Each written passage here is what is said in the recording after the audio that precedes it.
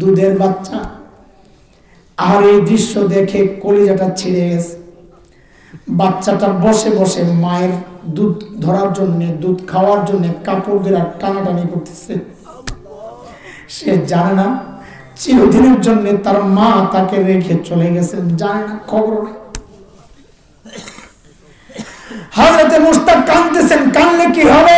জালিমদের দিল তো করে না। জালিমরা যখন এই বাচ্চাটাকে নিয়ে তেলের মধ্যে নিক্ষেপ করে, আগের বাচ্চার মতো জলে পড়ে ছাই হয়ে যখন রোহটা বের হয়ে যায়, যাওয়ার সময় আগের বাচ্চার মতো মাকে ডাক দিয়ে বলে যায়, আম্মা, আম্মি, আসসাবর আসসাবর আল জান্নাহ। আলহামদুলিল্লাহি ওয়া কাফা ওয়া সালামুন আলা ইবাদিহিল্লাযীনা ইসতাফা। أما بعد فأعوذ بالله من الشيطان الرجيم. بسم الله الرحمن الرحيم.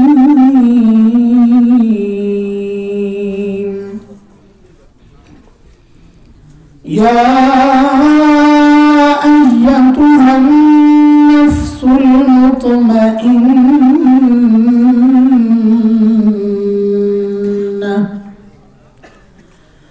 ارجعي إلى ربك راضية مرضية فادخلي في عبادي وادخلي جنتي.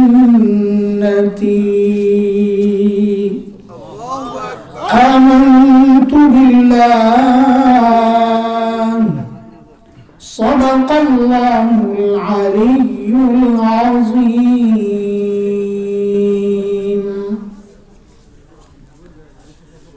মাদ্রাসাতুস সিরাতুল মুস্তাকিম এর উদ্যোগে আয়োজিত 2 দিন ব্যাপী ইসলাহি মাহফিল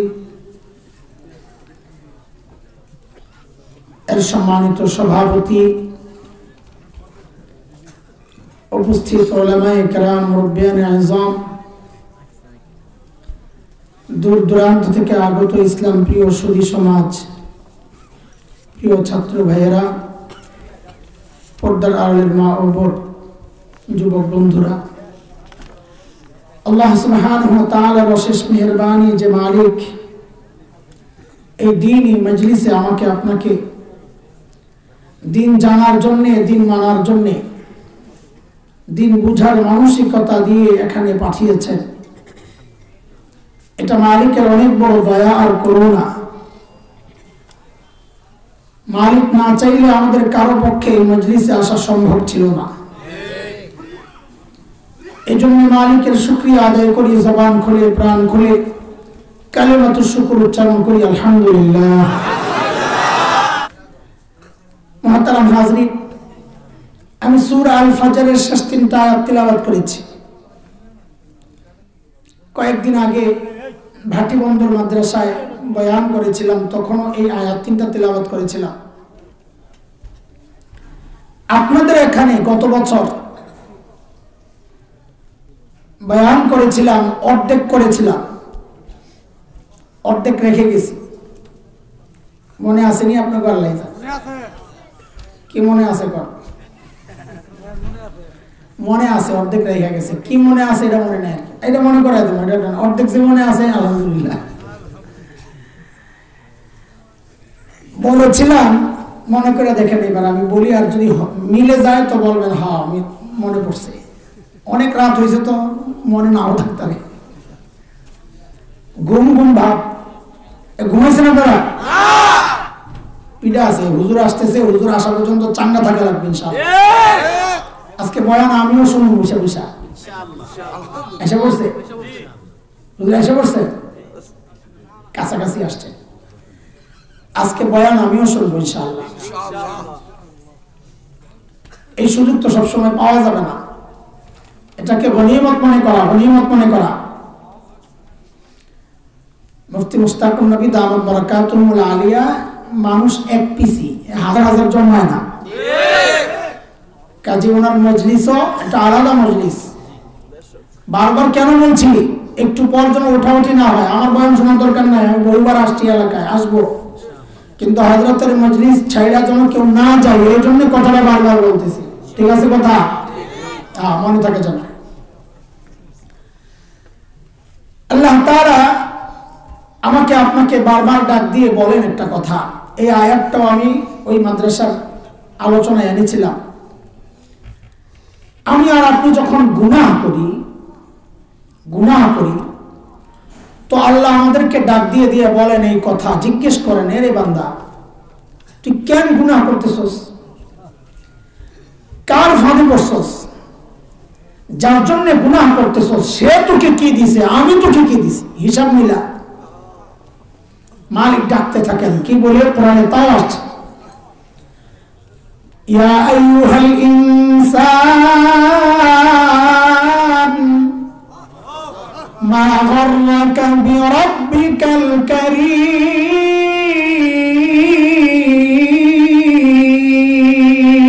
আল্লাহু আকবার। ও মুসলমান, ও মানুষ, মা গররাকা বিরাব্বিকাল কারীম, তোমার ওই করিম রবের ব্যাপারে তোমাকে কে ধোঁকায় ফেলে দিয়েছে? কেন তুমি আমাকে ভুইলা নেতার পেছনে পেছনে ঘুরো? যে নেতার পেছনে ঘুরে তুমি আমার, হ্যাঁ দেখেন, এমন দেখবেন পিছন দিয়া, হুজুর বসলে দেখবেন সামনে দিয়া, তো সামনেরটাই দেখেন, আচ্ছা পিছনেরটাও দেখেন, যান অনুমতি দিলাম, তাও আপনার চোখটারে একটু ভাগ্যবান চোখ বানান, যান ছেড়ে দিলাম, যান। এই ব্যাপারে আমার কোনো অভিযোগ নাই, কারণ এটা আমার প্রিয় কলিজার টুকরা ভাই। তার প্রতি মহব্বত দেখাবেন তো আমি ভাববো এটা আমারই মহব্বত। দেখা শেষ হয়েছে নি? হুজুর তো ঢুকে গেছে ভিতরে, আমি তো দেখবেন অন্য মানুষের পিছনে। এটা তো আমি মানবো না, আমার দিকে, এবার আমার দিকে তাকা। ঠিক আছে, দেখা শেষ হয়েছে? মনোযোগ দেন, মনোযোগ দেন। হুজুর যেটা আশা করছেন, একটু চাটা খাবেন, আস্তে ধীরে আসবেন, পান খান না, দেরি হবো না, চিন্তা করেন, একটু চাটা খেয়ে চলে আসবেন ইনশাআল্লাহ। আল্লাহ তাআলা জিজ্ঞেস করতেছেন, বান্দা তোকে কে ধোঁকায় ফেলেছে? তো আমাদের বড়রা মুফাসসিররা বিশেষ করে ঘেটে ঘেটে কোরআন হাদিস ঘেটে ঘেটে বের করেছেন যে কে আমাকে ধোঁকা দিয়ে আমার মালিক থেকে দূরে সরায়। বলেন, যে আমাকে আমার মালিক থেকে দূরে সরায় সে আমার বন্ধু না শত্রু? গত বছর শত্রু রাজ করছিলাম, এতক্ষণে বেরিয়েছে দুশ্মন। বলেছিলাম আমাদের দুশ্মন কয়টা? এই তো মনে আছে, বড় ছাত্র, ভালো, বেশ ভালোবাস। আবার বলেন, উচ্চারণ করে মুখস্থ করি, শত্রু কয়টা? শব্দের নাম দুশ্মন, শব্দের নাম দুইটা বলছিলাম গত বছর, দুইটা রয়ে গেছে। আপনার মনে না থাকলে কি আমার তো মনে রাখা লাগে, কেন যেন এমন না হয় যে এক জায়গায় যাই আরেক বয়ান দিছি, আর গত বছর যা করে গেছি। দুশ্মনের অক্ষর কয়টা? পড়া মনে আছে? প্রথম অক্ষর দাল মানি দুনিয়া, পড়া মনে করাই দিতেছি, দাল মানি দুনিয়া। 2 নাম্বার শিন মানি শয়তান, শিন মানি শয়তান। দুনিয়াও আমার শত্রু, শয়তানও আমার শত্রু। এই দুই শত্রু সম্পর্কে গত বছর বিস্তারিত আলোচনা করেছিলাম। আজকে বাকি দুই শত্রু নিয়ে একটু কথা বলি হযরত আসার আগ পর্যন্ত। 3 নম্বর অক্ষর মিম। কি? মিম মানে মাখলুক, মিম মানে মাখলুক আমার শত্রু। কথা কার? আল্লাহ বলেছেন সূরা তাগাবুন, ইয়া আইয়ুহাল্লাযীনা আমানু ইন্না মিন আজওয়াজিকুম ওয়া আওলাদিকুম আদুওয়ান লাকুম ফাহযারুহুম ওয়া ইন তা'ফু ওয়া তাসফাহু ওয়া তাগফিরু فإن ইন্নাল্লাহা গফুরুর রহিম।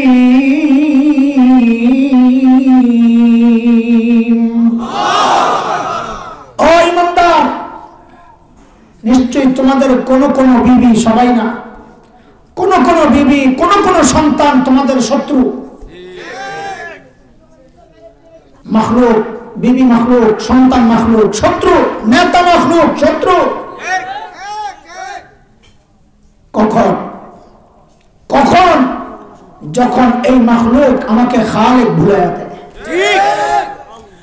সন্তানের কারণে যদি মালিক ভুলে যায়, বিবির কারণে যদি মালিক ভুলে যায়, দলের কারণে যদি মালিক ভুলে যায়, আমার নেতার কারণে যদি আমার মালিক ভুলে যায়, তো এই নেতা আমার শত্রু, বিবি শত্রু, সন্তান শত্রু।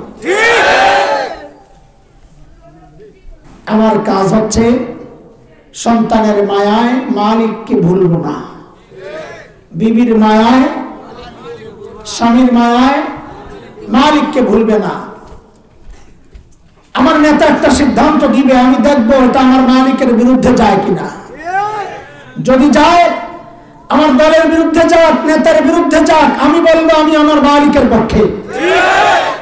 দুনিয়ায় যদি কেউ শিরককে প্রতিষ্ঠিত করতে চায়, আমি যদি দেখি এটা শিরক, আমার দলের সব নেতা একমত হলেও, সব কর্মী একমত হলেও, আমি বলবো তোদের সাথে আমি নাই, কারণ আমি আমার মালিকের গোলামি করি। ঠিক আছে কথা? হযরতে মুস্তা রাদিয়াল্লাহু তাআলা, দেখেন হুজুর তো আসে নাই, আমি একটু পরে লাগাইছি, আমার লাগাইছি তোরে, আমি বুঝি না, তুই মনে করছিস আমি ব্যাক কর। মোস্তাফা নয় সাহেব বয়ান দিব ইউটিউবে হিট, আমার ভাঙ্গা গলা দিলে কামিব।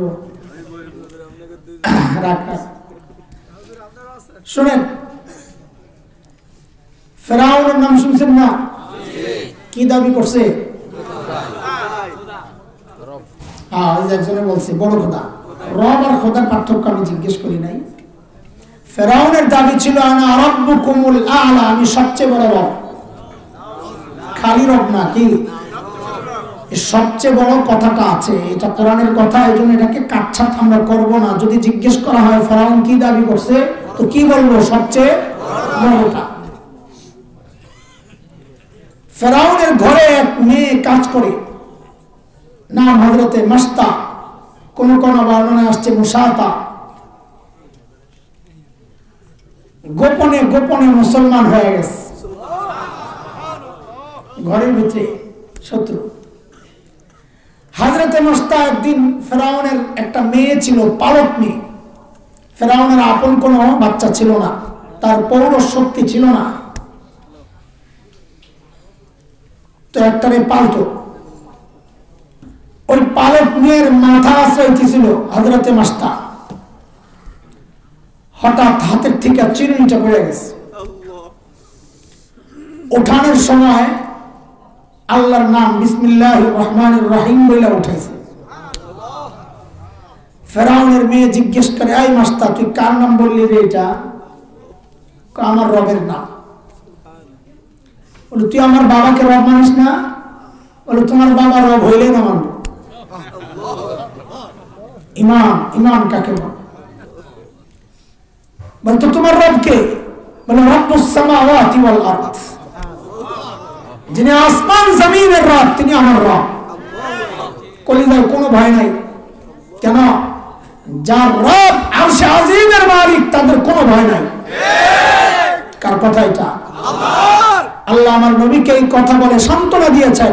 সূরা তাওবার শেষ আয়াত, মালিক বলেছেন, فَإِن تَوَلَّوْا فَقُلْ حَسْبِيَ اللَّهُ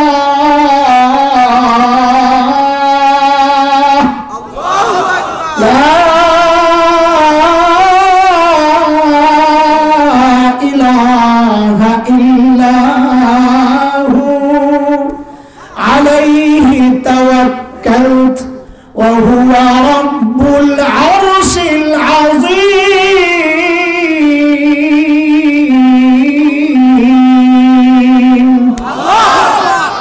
নবী সহযোগিতা আমার লাগবে না। হাসবি আল্লাহ, আমার জন্য আমার আল্লাহ যথেষ্ট। আমার আল্লাহ ছাড়া কোনো মাবুদ নেই, তার উপর আমি ভরসা করি, কারণ তার ক্ষমতা জানো, তিনি আরশে আজিমের মালিক। ও ইমানদারেরা, এই বিশ্বাস দিলে বসো। আজকে আমাকে আর আপনাকে ইসলাম বিদ্বেষী অপশক্তি লাল চক্ষু দেখায়, ঘাবড়ায়া যায় না, ঘাবড়ায়া যায় না। খোদার কসম, ইতিহাস সাক্ষী, নমরুদের মালিক ছিল না, নমরুদ ধ্বংস হয়েছে। ফেরাউনের মালিক ছিল না, ফেরাউন ধ্বংস হয়েছে। হযরতে মূসার মালিক ছিল, মূসা জিতে গেছেন। হযরতে ইব্রাহিমের মালিক ছিল, ইব্রাহিম জিতে গেছেন। বিলাল হাবশীদের মালিক ছিল, বিলাল হাবশীরা জিতে গেছেন। আমাদেরকে যত চক্ষু দেখায় না, আমাদের মালিক আছেন, তোদের মালিক নাই। তোদের পরাজয় নিশ্চিত, ধ্বংস অনিবার্য, ধ্বংস অনিবার্য। এই বিশ্বাস দিলে রাখেন, ঘাবড়ায় যায় না। বিড়ালের ভেসকি দেখে বাঘ ঘাবড়ায় না। হাজারটা বিড়ালের মুখ দেখলে বাঘ ডরায়, বরং একটা বাঘের লেন্স দেখলে হাজারটা বিড়াল দৌড়ায়। তুমি মুসলমান, তুমি তো বাঘের বাচ্চা। ওই বিড়াল তোমাকে দেখে পালাবে, তুমি কেন ঘাবড়াও? বেশিতে বেশি তোমার জীবনটা নিয়ে নিবে। জীবন নিয়ে এত টেনশন কেন? জীবন তো বিক্রি করে দিছি। সবার জীবনই বিকৃত।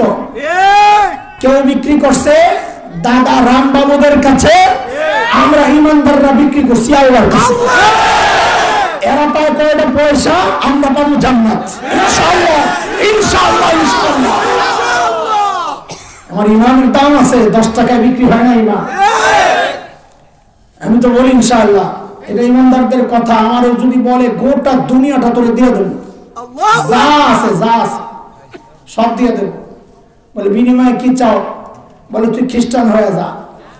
আমি বললাম আসো, লাইনে আসছো, তোমার সাথে আমার চুক্তি হবে, আমি খ্রিস্টান হইতে রাজি, যাও, কিন্তু আমাকে আমার উপযুক্ত মূল্য দিতে হবে। বলে উপযুক্ত মূল্য কত? বলে আমার নবী বলেছেন এই ইমানটা নিয়ে যদি কোনো রকম যাইতে পারি, তো আমার নবী বলেছেন যেই দুনিয়ায় বসবাস করি এইরকম 10টা দুনিয়া দিবেন।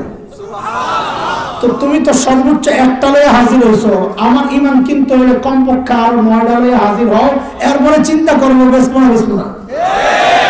দামিয়ান তো আর নেই হলো 10 ভাগের 1 ভাগ আনছো। তো এটা সাইজে কোয়ালিটিতে না, জান্নাতে তো কোয়ালিটি আরো উন্নত। দুনিয়ার জান্নাতের একটাই দাম তো গোটা দুনিয়ার চেয়ে বেশি। আমাদের ইমান তো সস্তা না ইনশাআল্লাহ। আলহামদুলিল্লাহ, বলেন আলহামদুলিল্লাহ। ফেরাউনের মেয়ে জিজ্ঞেস করে, রে ওস্তাদ, তুই কি আমার বাবাকে রব মানিস না?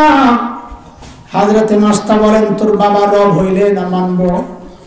বলে তোমার রব কে? বলে রব্বুস সামাওয়াতি ওয়াল আরদ, যে আসমান জমিনের রব, তিনি আমার রব। তিনি তোমার বাবার রব, তিনি তোমার রব। আল্লাহু আকবার। বাতিলের সামনে হক বলে ফেলতে হবে।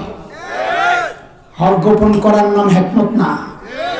আমাদেরকে অনেকে বুঝায় যে একটু হিকমতের সাথে কথা বলেন। বলে হিকমত মানে কি বুঝছেন আপনি? হিকমত মানে বুঝি সত্যকে গোপন করা? না না, হিকমত মানে সত্যকে কৌশলে বলে দেওয়া। আমাদেরকে তর্জমা শেখা যে হিকমত মানে একটু রয়েছে মানে কি বলতে চান আপনি? একটু না কইলে মানে আরে আজিব তামাশা। এটার নাম তো হিকমত না, এটা তো সত্য গোপন করা। হিকমত হচ্ছে সত্যকে কৌশলে বলে দেওয়া। একটা দিল আর কি সাইজ করে মজা বেসাম করে। ফেরাউনের মেয়ে যায় বাবার কাছে নালিশ করছে, বাবা, মানুষ বেঈমান হইলে তাদের ভাষায় বেঈমান আর কি, তার রব না মানলে বেঈমান। মানুষ বেঈমান হইলে তুমি মৃত্যুদণ্ড দাও, অথচ ঘরে তো রাজাকার। রাজাকার তো বুঝেন, ঘরের শত্রুরে আমরা কি বলছি ওই হিসাবে বললাম, আবার রাজাকাররা মাইন করেন না।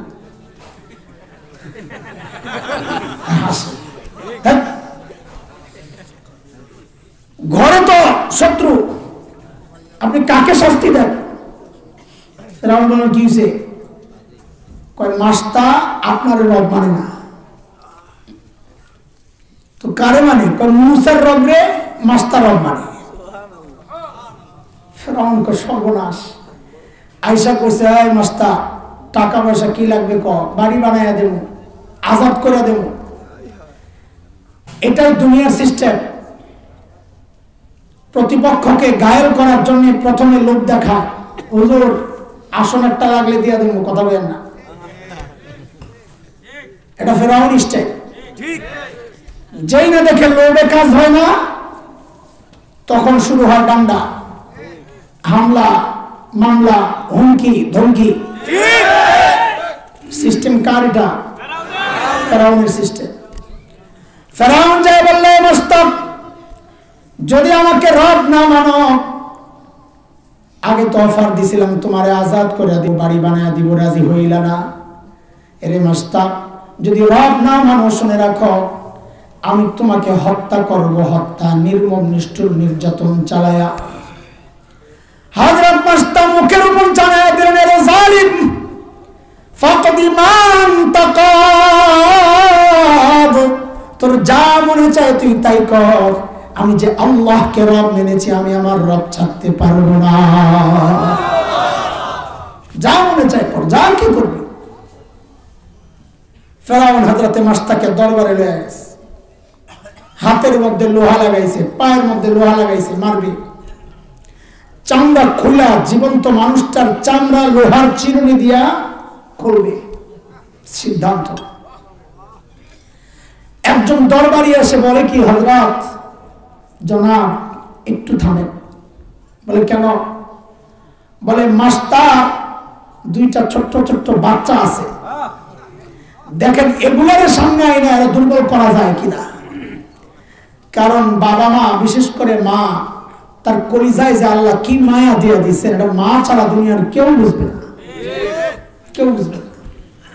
আজীব এক মায়া মার কলিজায়। এজন্য মাসআলা, কোন সন্তান যদি বাবা মার আগে ইন্তেকাল করে, বাবা তো সন্তানের লাশের পেছনে পেছনে যাইতে পারে, বাবা তো সন্তানের কবরেও নামতে পারে। বাবার কলিজায়ও মায়া আছে, বাবাও কাঁদবে, কিন্তু বাবার ওই শক্তি আছে কবরের উপরে ওঠার মতো। কিন্তু কোন মায়ের জন্য জায়েজ নাই এটা। কেন? কারণ দুনিয়ায় এমন কোন মা নাই যে সন্তানের কবরে নাই, মা সন্তানকে দাফন করে সুস্থ অবস্থায় উপরে উঠবে, মা নিজেও লাশ হইয়া সন্তানের সাথে শুয়ে পড়বে। বড় আজীব এক চরিত্র মা। আমি এটা কত বলি, এটা কত যে বলি।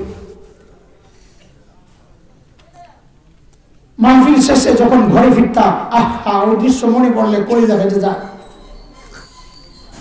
ফজরের আগে তাহাজ্জুদের ওয়াক্তে গিয়ে দেখতাম সন্তানরা ঘুমাচ্ছে, বিবি ঘুমাচ্ছেন, একজন মানুষ জায়নামাজ বিছায়া বসে আছে। দৌড়ায়া যায়, জড়ায়া ধরতাম, যাই ঘরে যাই, আমার কাজই ছিল এটা। মাঝে মধ্যে জিজ্ঞেস করতাম, ঘুমান না? তো কি বলতেন, যতক্ষণ বাহিরে থাকো ঘুম তো আসে না। এর নাম তো মা। পোড়া কপাল, পোড়া কপাল। আজকে মা অভিযোগ করে, মাকে গোপন করে করে বউরে খাওয়া, কামাই করো, রোজগার করো, বিচার আসে আমাদের কাছে।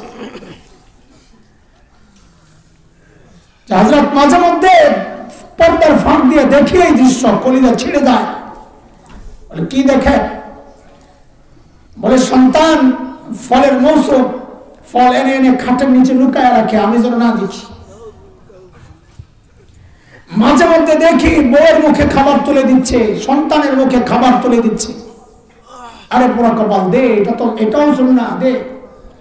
কিন্তু ওই যে পর্দার ফাঁক দিয়া যে মানুষটা দেখতেছে, ওই মানুষটা কি চিন্তা করে জানাস?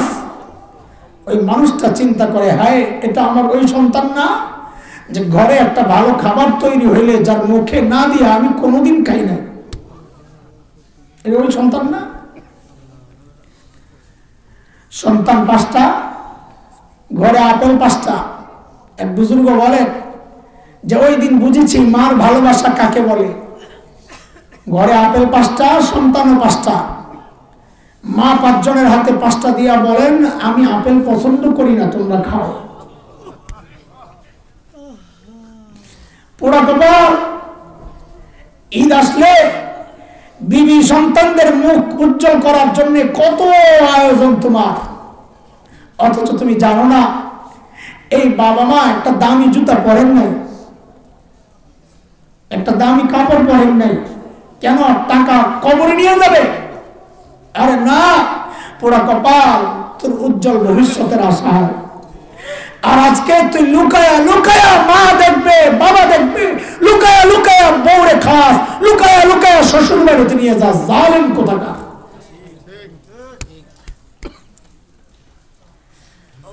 হযরতে মাস্টার সামনে তার ছোট্ট 2 বাচ্চা হাজির। হযরতে মাস্টারকে বলা হলো, এ মাস্টার, যদি তুমি আমাকে রব না মানো তাইলে তোমার বাচ্চাগুলোকেও শেষ করে ফেলবো। আগুন জ্বালানো হলো, বড় কড়াই বসানো হলো, তেল টকবক করে জ্বলছে। হযরতে মাস্টার তাকায়া তাকায়া দেখতেছেন, আরে কলিজার টুকরা সন্তানগুলারে হত্যা করা হবে। মার কলিজায় তখন কেমন লাগে বলে, চোখ দিয়ে পানি পড়তেছে, তাকায় দিছে আল্লাহর বান্দি। যেই না বড় বাচ্চাটাকে তেলের মধ্যে নিক্ষেপ করা হয়, জলে পুড়ে ছাই হয়ে রূহটা যখন বের হয়ে যায়, আল্লাহ তাআলা হযরতে মাস্টার চোখের পর্দা সরাইয়া দিয়েছেন। তাকায়া তাকায়া দেখতেছেন রূহটা যাচ্ছে। যাওয়ার সময় মাকে ডাক দিয়ে বলে যাচ্ছেন, আম্মি আম্মি আস-সবর আস-সবর আল জান্নাহ। ওগো মা, মা, ধৈর্য ধারণ করো, ধৈর্য ধারণ করো, জান্নাত আমাদের জন্য অপেক্ষা করতেছে। ছোট্ট বাচ্চারা ছিল দুধের বাচ্চার জন্য মার কলিজায় কত মায়া, এটা দুধের মা ছাড়া দুনিয়ার কেউ বুঝবে না। জালিম মায়া লাগানোর জন্য ছোট্ট বাচ্চাকে নিয়ে হযরতে মাস্টার বুকের মধ্যে রাখছে। আরে বাচ্চাটা লম্বা সময় মায়ের দুধ খায় না, মায়ের দুধের গন্ধ পাইয়া দুধ খাওয়ার জন্য ছটফট করা শুরু করছে। মার হাত তো বান্ধা। এই এক দৃশ্য দেখেছিলাম রোহিঙ্গা ক্যাম্পে। সাগর পারে এক মায়ের লাশ পড়ে আছে, লাশের পাশে ছোট্ট একটা বাচ্চা বসা, জীবিত। আল্লাহ তাকে বাঁচাইয়া দিয়েছেন, দুধের বাচ্চা। আর এই দৃশ্য দেখে কলিজাটা ছিঁড়ে গেছে। বাচ্চাটা বসে বসে মায়ের দুধ ধরার জন্য, দুধ খাওয়ার জন্য কাপড় দিয়ে টানাটানি করতেছে। সে জানে না চিরদিনের জন্য তার মা তাকে রেখে চলে গেছেন, জানে না, খবর নেই। হযরতে মুস্তাক কাঁদতেছেন। কানলে কি হবে? জালিমদের দিল তো করে না।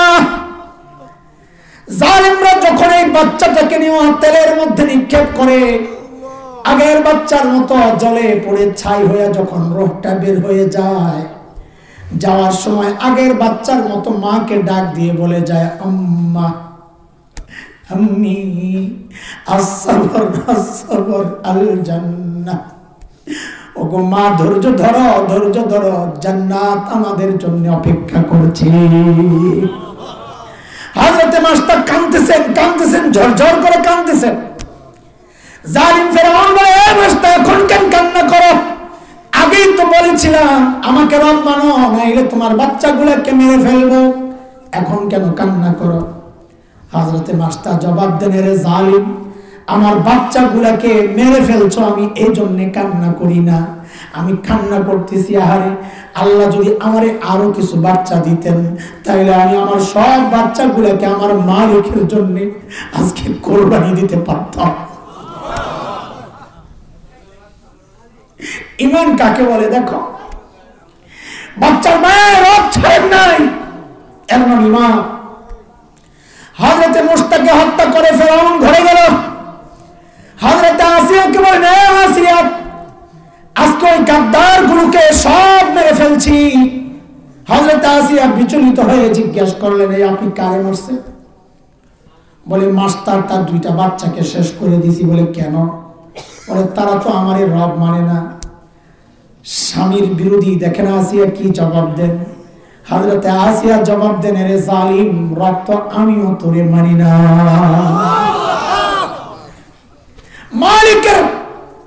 মালিকের ভালোবাসা, স্বামীর ভালোবাসা ত্যাগ করার উদাহরণ মাখলুক, স্বামীও মাখলুক, ওইটা বুঝাইতেছে। জালিম ফেরাউন হযরত আসিয়াকে বড় ভালোবাসতেন। মিশরের সবচেয়ে বেশি সুন্দরী ছিলেন হযরত আসিয়া। ফেরাউন বড় শখ খাইছে এটা, এই কথা শুনে, আরে আসিয়া আমার রব মানে না। বুঝাইছে বুঝাইছে বুঝাইছে, কোনো কাজ হয় না। এক কথা, মুসলমান সব ছাড়তে পারে, ঈমান ছাড়তে পারে না। এই জন্য বলি আমরা, আওয়াজটা উঁচু হয়, করব কি? দিলে যা আগুন জ্বলতেছে বলি এই কথা, আরে আমার দেহ থেকে আমার কল্যাণ আলগা হতে পারে, কিন্তু সিনা থেকে কোরআনকে আলগা করা যাবে না, কোরআনকে আলগা করা যাবে না।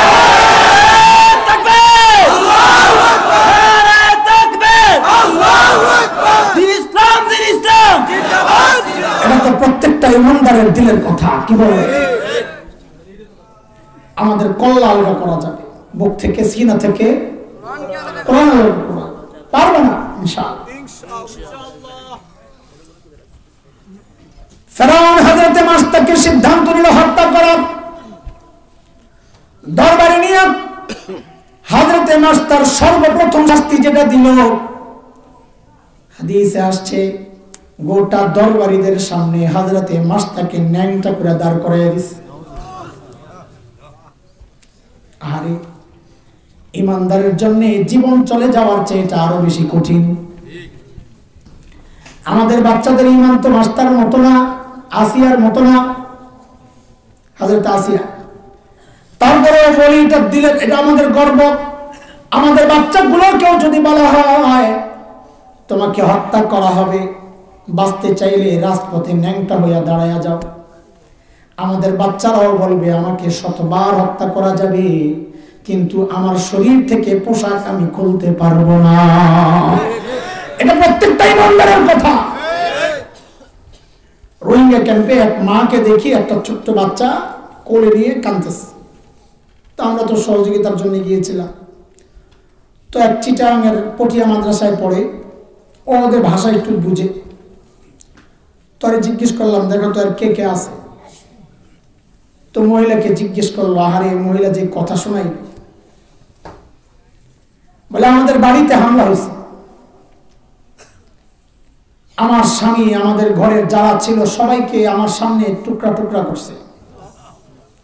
আমি আমার দুইটা বাচ্চা, একটাকে কোলে নিয়ে আরেকটা একটু দৌড়াইতে পারে, ওইটারে নিয়ে পালাইছি। হুঁশ ছিল না। কিছু দূর গিয়া খেয়াল করলাম, ভাই আমি তো বোরকা ছাড়া বের হয়ে গেছি।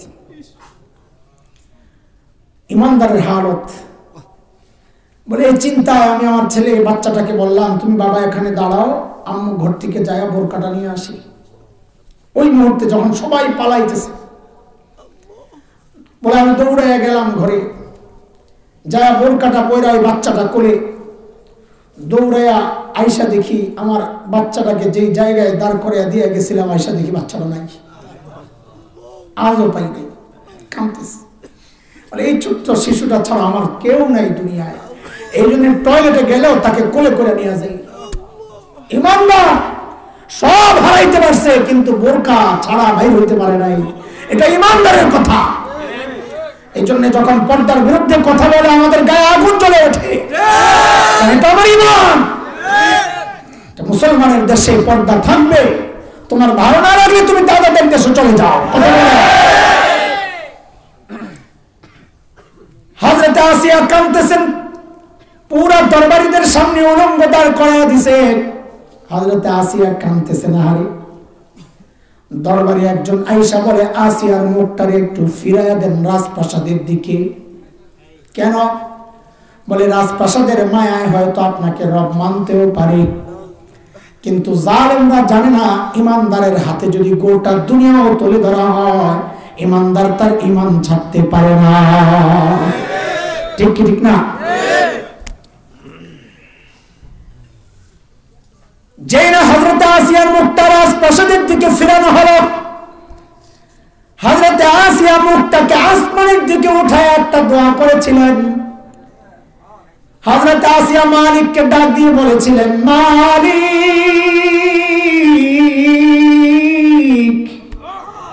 তোমারি জান্নাতে তোমারি কাছে আমায় একটি ঘর বানিয়ে দিও। এই দোয়া আল্লাহর কাছে এত পছন্দ হয়েছিল, আল্লাহ তাআলা কোরআনুল কারীমের সূরা তাহরীমের একটা আয়াতের টুকরা বানায়া নাযিল করে দিয়েছেন।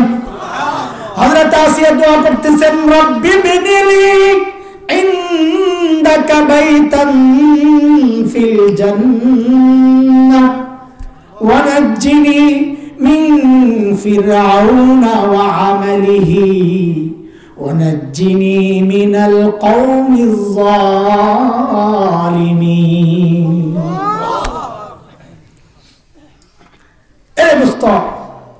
দেখো, সন্তান মখলুকের মায়ায় খালেক ছাড়ে নাই হযরতে মুস্তাফা। স্বামী মখলুকের মায়ায় খালেক ছাড়ে নাই হযরতে আসিয়া। চাইলেও পারত। আল্লাহ ডাক দিয়ে জিজ্ঞেস করতেছেন, ইয়া আইয়ুহাল ইনসান মা গাররাকা বিরাব্বিকাল কারীম।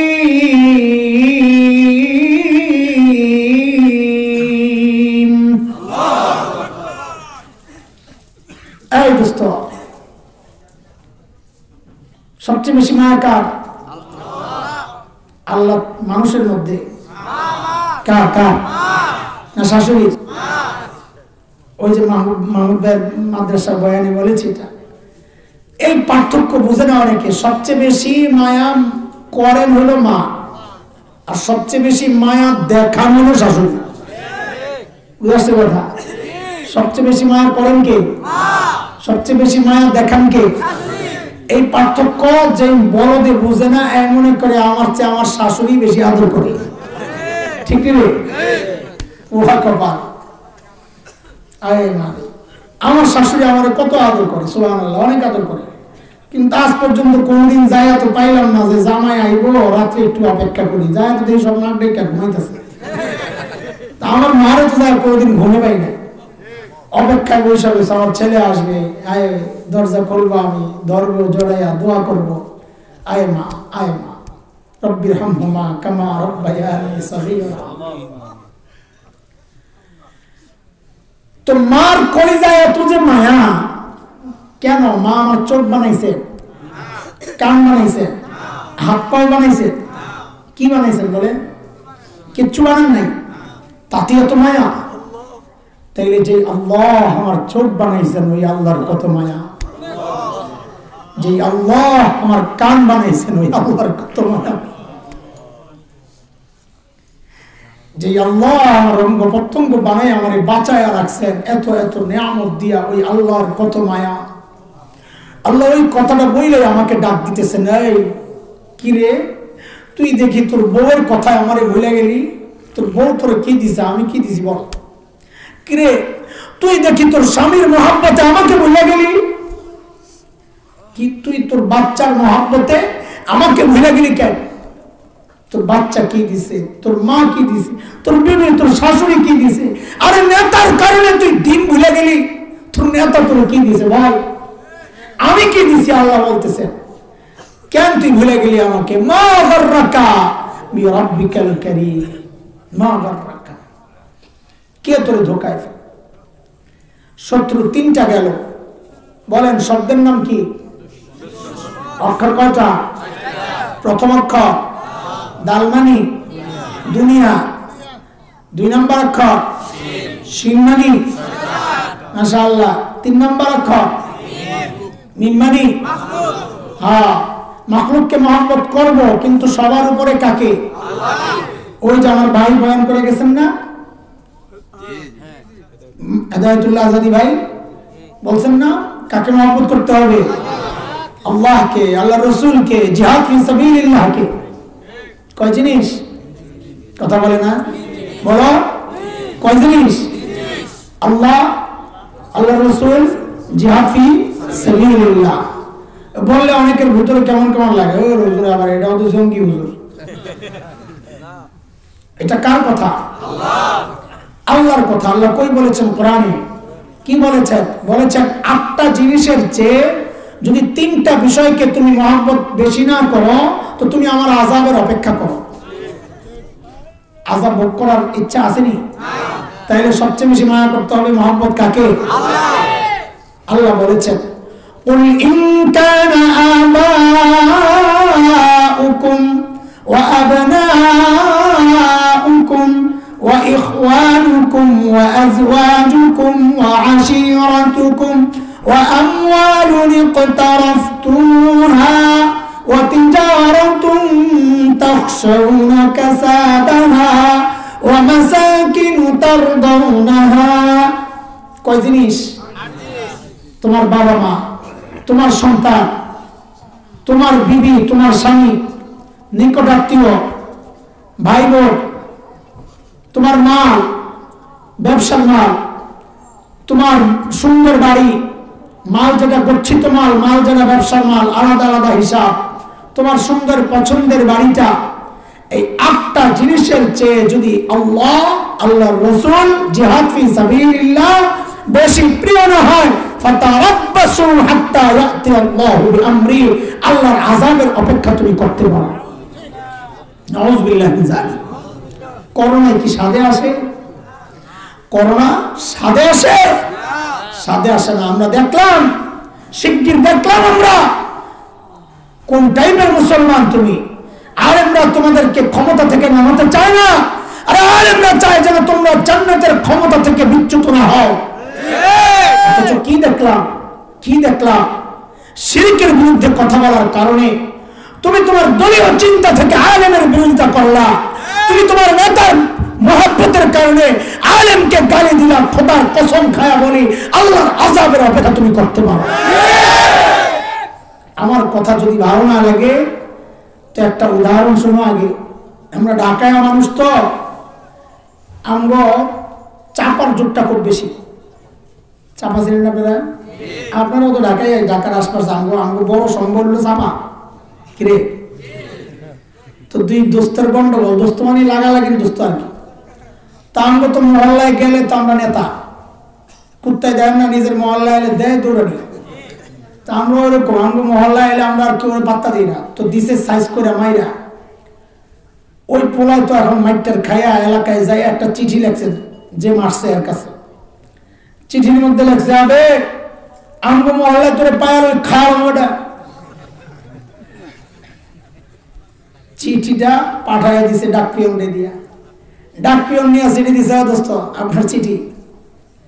চিঠি খুললাই পড়ছে, চিঠির মধ্যে লেখা, আবে আমগো মহল্লায় পায়ার ওই খাওয়া হবে। চিঠি পড়লেই তো মেজাজটা গেছে খারাপ হয়ে যাচ্ছে। চিঠিটা ছিঁড়াই ডাক পিয়নরে দিছে এক চটকাটা। আচ্ছা কোন তো দেখি এবার সুস্থ না পাগল? কথা কর, সুস্থ না পাগল? তোর হেডম থাকলে তুই যে সিডি পাঠাইছে হেডম ধর, ডাক পিয়নের দোষ থাকলে কথা বল না। কোরআনের কথা বললে আলেমদেরকে যারা তেড়ে আসে, মারতে আসে, মটকাইতে আসে, ভাসাইতে আসে, বলবো আরে ভাই আমরা তো কোরআনের ডাক পিয়ন, তোমার কিছু বলার থাকলে এই চিঠি যে আল্লাহ পাঠাইছে আল্লাহকে যায় ধরো। আল্লাহ লাইনরা মশা রেডি রাখছে, ঠিক ঠিক কথা। ফাজিল গুলো এগুলো আসতে পারবো। কোরআনের কথা বললে যদি কেউ আলেমের বিরুদ্ধে যায়, আলেমের কথার প্রতিবাদ করতে যায়, তো খোদার কসম এটা সুস্থ না, সুস্থ না, এটার মগজের মধ্যে শয়তান পায়খানা করছে।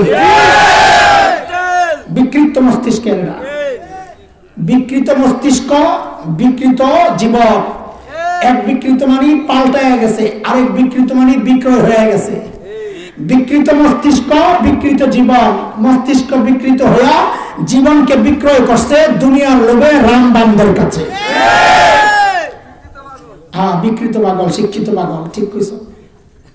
লা হাওলা ওয়ালা কুওয়াতা ইল্লা বিল্লাহ। ওই দোস্ত তাড়াতাড়ি শেষ করে হিসাব করবে। বলো শত্রু কয়টা?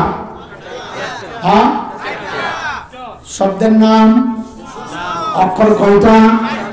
প্রথম অক্ষর দাল মানি, 2 নাম্বার শিন মানি, 3 নাম্বার মিম মানি, 4 নাম্বার নুন মানি নফস, ভিতরে শত্রু একটা বইয়া রয়েছে পিসাব, খানকা। আমি বলি খানকা, ওই যে খাসার ভিতরে বইয়া রয়েছে, আমি বলি আর খানকা।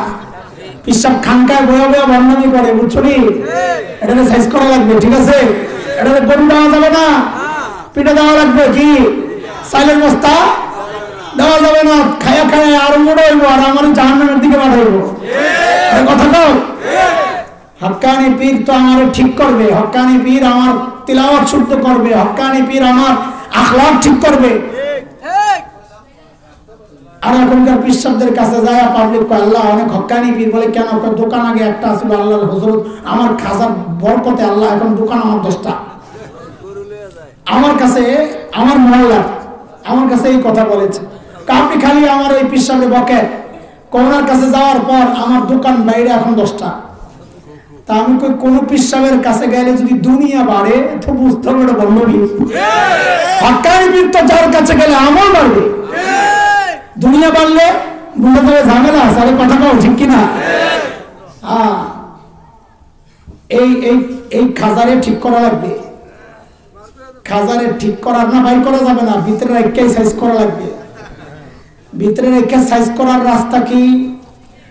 এটার কথা শোনা যাবে না। আমাদের বড়রা বলেছেন এই নফস আর পিচ্চি বাচ্চা এক চরিত্রের। পিচ্চি বাচ্চা আর নফস এক চরিত্রের।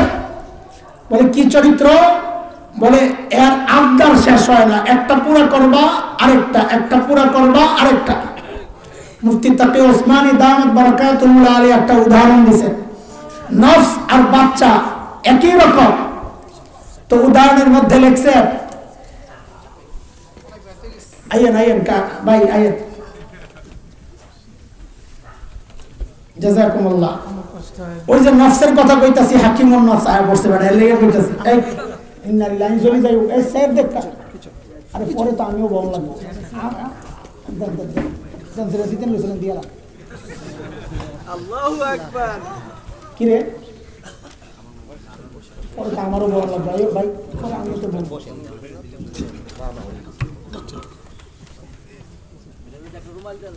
আরে আমরা না জাযাকুমুল্লাহ। এমনি মানুষকে না আগে বলতেছে। শেষ করতেছি, শুনেন। ওই আমি জায়গা মতো নাই নেই, শেষ করতেছি।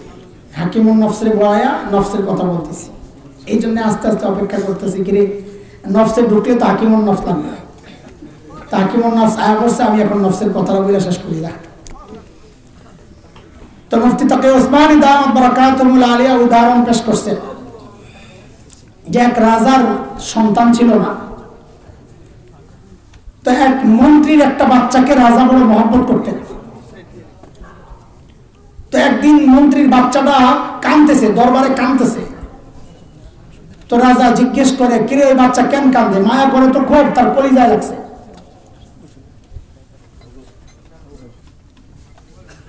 তোকে কেন কান্না করে? তো মন্ত্রী বলে, স্যার আপনি ওর দিকে তাকায়েন না, ওর আবদারের শেষ নেই। কারে কি চায়? একটা ফুটবল চায়। এটা কোনো কথা? ফুটবল চায়, ফুটবল দেবে তো কান্না থামে। আপনি হারিয়েছিলেন না, দে তুই। তো মন্ত্রী একটা ফুটবল দিছে বাচ্চাকে। হ্যাঁ কতক্ষণের লাগতে উঠতে আবার কতক্ষণ পরে কান্না শুরু করছে। কিরে এখন কেন কান্না করো? আমি আগেই করছিলাম। হ্যাঁ আপনি চিনেন না? দেখ কি জন্য কান্না করো, আমার সহ্য হয় না। তো জিজ্ঞেস করছে, কি জন্য কান্না করস? আমার একটা হাতি দাও। এখন রাজারে করছে, হাতি চায়। কার কি সর্বনাশ। আচ্ছা দে, আস্তা বল দিকে হাতি একটা আইনা দে। কতক্ষণ খেলা খুইলা গুতা গুতা খাইয়া এরপরে আইব, যা দিয়ে দে। তো একজন না কান্দে, আমার কষ্ট লাগে। বাবু তো পুঁতের চিনে, কয় আপনি তুলে হ্যাঁ পিছনে করেন না, কয় দে রে। তো হাতি একটা দিছে, তা হাতিরে কতক্ষণ গাড়ি লাঠি দিয়ে গুতা দেয়, সামনে দিয়ে যায় আর টাটা দেয়। হাতি তো আর দেখে না কিচ্ছু, সামনে টাটা দেয়। তো কতক্ষণ পরে আবার কান্দা শুরু করছে। কয় সহ্য হয় না, কি জন্য কান্দে? আগেই করছিলাম, হ্যাঁ আবদার পুরা করা যাবে না। কি চাই দেখ না রে। এই কেন কান্না করো? আমার একটা শুই দাও। কি শুই? শুই তো এটা কোনো কথা? দিয়ে একটা শুই, কান্না থামা। তো একটা শুই দিছে। শুই দেয়া কতক্ষণ হাতিরে গুতা দেয়, কতক্ষণ এদিকে গুতা দেয়, কতক্ষণ এদিকে, কতক্ষণ নিজেরও গুতা দেয়। দিয়া দেখছে এটা তো কামের কান্নাটা তো ব্যথা লাগে, তো আবার কান্না শুরু করছে। কি তুই কেন কান্না করস? রাজা জিজ্ঞেস করে, দেখ কেন কান্না করে? হেরা আপনি ছিলেন না। বাবে কয়, বাবে এক কথাই কয়, হেরা আপনি ছিলেন না, হেরা তো পুরা করা যাবে না, মুশকিল। কি সমস্যা? এখন কেন কান্না করে জিজ্ঞেস কর। কয় কেন কান্না করস? কই যে শুয়ের ছিদ্রটা, কই ছিদ্রটা দিয়ে হাতিটারে ঢুকা। রাজা কইটা কোনো কথা? বাপে কান তা আগেই বলছিলাম হেরামদার পুরা করা যাবে না। মুফতি তাকি ওসমানী দামাত বারাকাতুহু আলিয়া বলেন, ঠিক বাচ্চার চরিত্র নফসের চরিত্র একই চরিত্র। এটাকে শুরু থেকে আটকায়া দাও, সামনে বাড়তে দিও না। নফস প্রথমে চাইবো বেডির দিকে, এমনি একটু তাকায়, যে দিয়ে দিবা রাস্তা, তারপরে এই চোখ হাতে রেখে তুই একটু যাইয়া ধর, তা হাতে যাইয়া ধরবো, এরপরে নফস করবো হাত যখন আগাইছে বাকিটাও আগায়া যা। যদি শুরু থেকে আটকায়া দিতা তার সামনে পর্যন্ত যাইতো না। এই নফসকে ঠিক করবা কই যাইয়া? হাকিমুন নফসের কাছে যাইয়া। কার কাছে? কার কাছে? হাকিমুন নফসের কাছে গেলে হাকিমুন নফস এই নফসের ভিতরে চিকিৎসা করবে। চিকিৎসা করে করে এই নফসকে কি বানায়া দিব? ওই নফসকে বানায়া দিব তোমার জান্নাতের যাওয়ার রাস্তা বানায়া দিব। قد أفلح من زكاها وقد خاب من دساها। নফসে পবিত্র করবা তো তুমি কামিয়াব, মানে তুমি জান্নাতি। নফস নাপাক থাকবে তো তুমি জাহান্নামী। তো যে নফস আমাকে জাহান্নামের দিকে নিয়ে যায়, বন্ধু না শত্রু? আখেরি শত্রু বুঝা পাইছে? কয় শত্রু?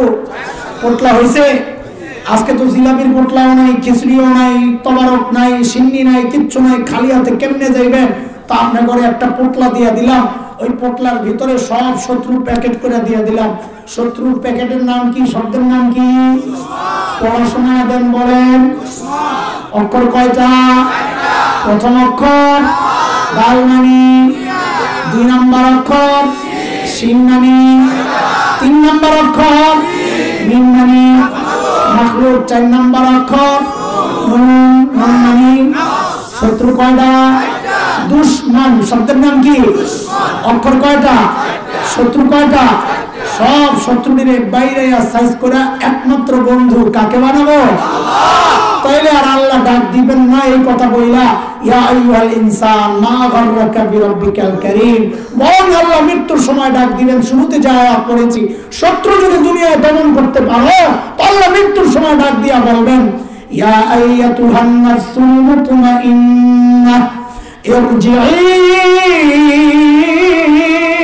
ইলা রাব্বিক রাদিয়াতান মারদিয়াহ فادخلي في عبادي وادخلي جنتي।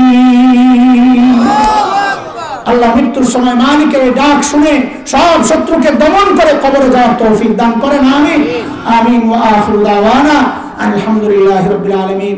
সুবহানাল্লাহি ওয়া বিহামদিহি।